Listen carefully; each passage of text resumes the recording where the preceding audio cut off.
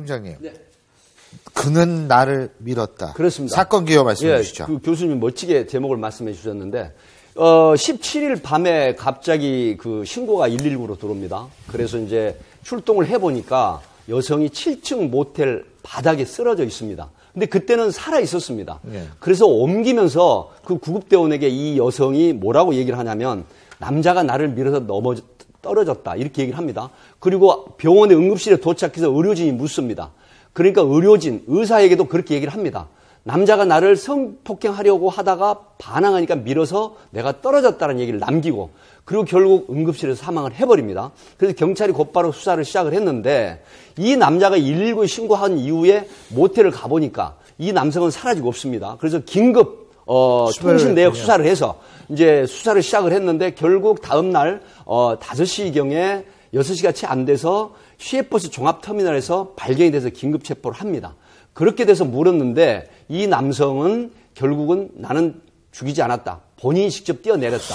그러나 경찰에서는 예. 일단 영장 청구를 살인죄로 한 그런 상황입니다. 자, 이런 경우에 이 사망자, 피해자는 밀어서 내가 떨어졌다고 얘기하고 민 사람은 안 밀었다 그러고 그거 어떻게 봐야 돼요? 법원에서 있죠. 예. 그 진술의 신빙성을 부여할 때 예. 가장 중요한 게 사망 직전의 진술. 왜냐하면 사람이 살아있으면 자기가 그 이후에 여러 가지 재산관계, 그렇죠. 이해관계 따져서 거짓말을 할 수 있지만 예. 죽기 직전 자기가 목숨이 다 한다는 걸 아는 사람, 그러니까 그 어떤 노인들이라도 바로 임종 상태에 단 진술을 우리가 진실로 믿습니다. 그게 그러니까 진술의 신빙성을 가장 많이 부여하는데요. 왜냐하면 이 사람은 이미 자기가 죽기 때문에 거짓말할 이유가 없다는 거죠. 예. 죽으면서. 그렇기 때문에 이 재판은 이게 재판으로 간다면은 이 여성의 마지막 임종 직전의 진술이 가장 유력한 증거가 되고 이 남자는 자기 자신의 범행을 은폐하기 위한 예. 허위 진술이다. 그렇게 판단될 겁니다. 더군다나 팀장님이 말씀하신 대로 도망갔다며요. 네, 도망갔고요.